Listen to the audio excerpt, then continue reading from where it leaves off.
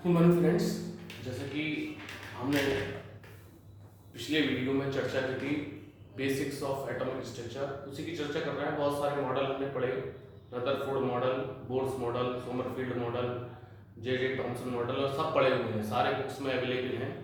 आज हम चर्चा करेंगे कुछ बुक्स से अलग जो हमें जानना जरूरी है, हमें पता होना चाहिए।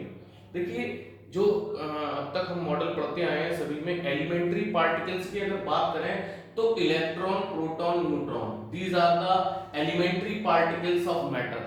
मतलब मैटर के या पदार्थ के जो मूल कण हैं वो अब तक हम इलेक्ट्रॉन, प्रोटॉन, न्यूट्रॉन्स जो है वो मानते आए। लेकिन जो रिसेंट थ्योरीज हैं वो रिसेंट थ्योरीज के अकॉर्डिंग जो है उनका मानना ये है कि जो प्रोटॉन और न्यूट्रॉन जो न्यूक्लियस के अंदर न्यूक्लियॉन्स मौजूद हैं वो एलिमेंट्री पार्टिकल्स नहीं है। मतलब कहने का क्या है कि प्रोटॉन और न्यूट्रॉन्स को भी डिवाइड किया सकता है, या प्रोटॉन और न्यूट्रॉन्स और छोटे पार्टिकल से मिलकर बने हुए हैं।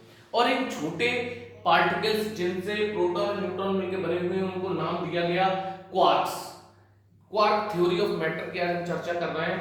ये जो मॉडल दिया गया है, ये क्वार्क मॉडल मुर्रे गेलमैन और जॉर्ज ज़्वेग ने 1964 में दिया था। इसकी मतलब अवधारणा थी कि मतलब ये है जो है प्रोटॉन और न्यूट्रॉन जो है और छोटे छोटे पार्टिकल से मिलकर बने हुए हैं। मगर ये डिस्कवरी जो है वो जे.आई. फ्रीडमैन, हेनरी डब्ल्यू कैंडल और रिचर्ड ई. टेलर ने 1990 में इसकी डिस्कवरी की। हाँ, ये सही बात है, प्रोटॉन और न्यूट्रॉन एलिमेंट्री पार्टिकल्स नहीं है, उनके भी छोटे छोटे, वो भी और छोटे छोटे पार्टिकल से मिलकर बने हुए हैं।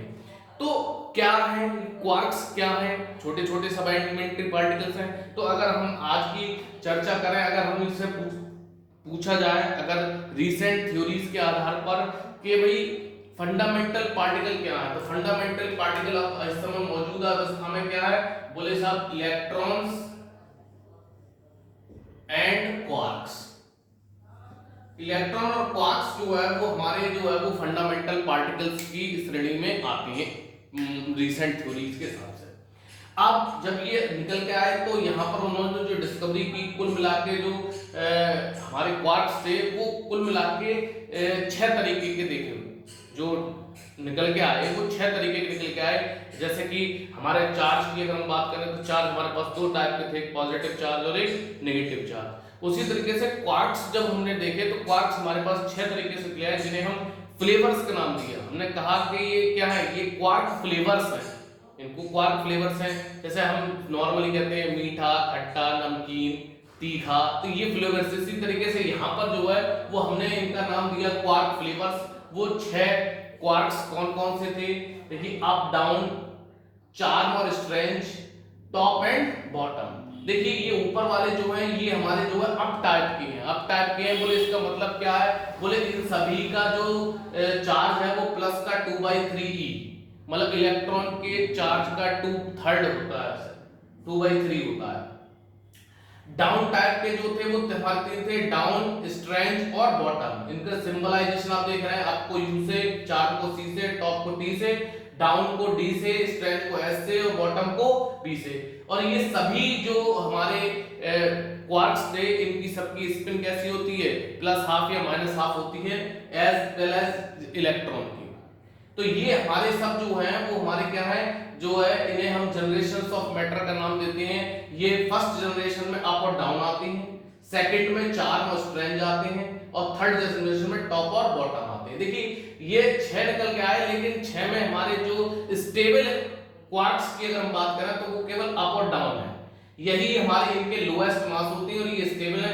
बाकी के सारे चार्म, स्ट्रेंज, टॉप और बॉटम ये हैवियर क्वार्क्स थे और अनस्टेबल थे, और ये कन्वर्ट हो जाते हैं किसमें, अप और डाउन में। तो कुल मिलाकर हमारे पास 6 थे, लेकिन 6 में से हमने केवल चर्चा किसमें करी, 2 की बात करी, और इन 6 को हमने क्या नाम दिया है, क्वार्क फ्लेवर्स नाम दिया है।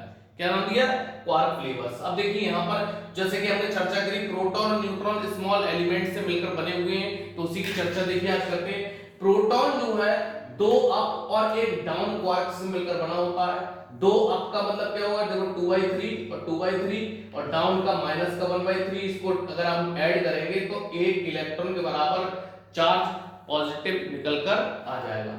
बिल्कुल सेम एज न्यूट्रॉन भी क्या है, एक अप और दो डाउन क्वार्क से मिलकर बना हुआ है, तो प्लस का 2/3, डाउन का -1/3, डाउन का 1/3, तो ये हमारा न्यूट्रल निकल गया है। इस तरीके से प्रोटॉन और न्यूट्रॉन तीन क्वार्क्स से मिलकर बने हुए हैं।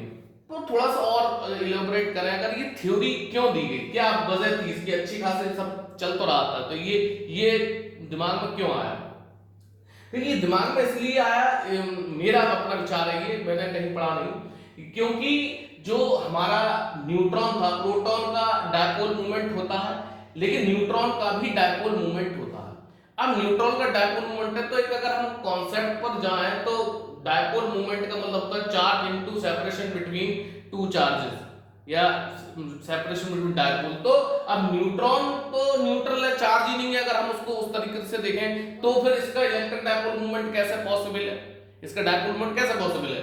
तो इसका मतलब ये है कि डायपोल हमारा किस तरीके से होता है, बोले डायपोल इस तरीके से होता है, एक प्लस क्यू और एक माइनस क्यू, और इनके बीच में सेपरेशन होगा, तब हमारा जो है वो इलेक्ट्रिक डायपोल मूवमेंट होगा। तो ये न्यूट्रॉन का डायपोल मूवमेंट है, दैट मींस ये तभी पॉसिबल है, ये जो है वो और सब पार्टिकल से मिलकर बना हुआ हो, तभी इसका डायपोल मूवमेंट पॉसिबल है, अदर ये पॉसिबल नहीं है।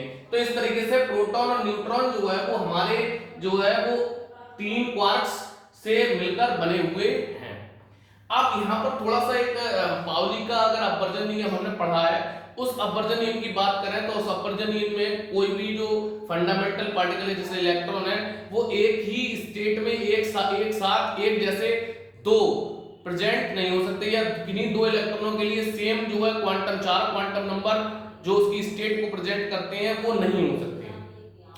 तो उसी तरीके से अगर हम यहाँ पर बात करें तो यहाँ पर हमने देखा अप और डाउन, तो यहाँ दो क्वार्क्स जो सेम नेचर के हैं और वो सेम नेचर के जो है वो उसमें प्रोटॉन के अंदर प्रेजेंट है, तो ये पॉसिबल नहीं है। तो इसको डिफरेंशिएट करने के लिए एक और नई क्वांटिटी निकल के आई, जिसे हमने नाम दिया क्वार्क कलर।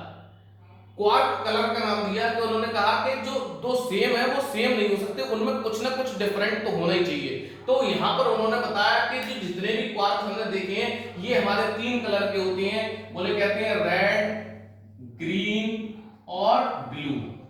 ये डिफरेंशिएट है कि जो पाउली का अपवर्जन नियम है उसको बनाए रखने के लिए उन्होंने बताया कि प्रोटॉन में उपस्थित जो दोनों अप हैं या दोनों जो यू क्वार्क्स हैं वो सेम नहीं है, उनमें कलर चेंज है, जैसे आप यहाँ पे देख रहे होंगे यू ब्लू और यू रेड, यहाँ पर जो है वो दो अलग अलग कलर प्रेजेंट है जो कि डिफरेंशिएट करते हैं, ये जो बताते हैं कि एक जगह पर एक जैसे फंडामेंटल पार्टिकल्स एक साथ एग्जिस्ट नहीं कर सकते। तो इस तरीके से ये जो थ्योरी दी गई, इन्होंने जो है वो पाउली के अपवर्जन नियम का भी पूर्ण ध्यान रखा।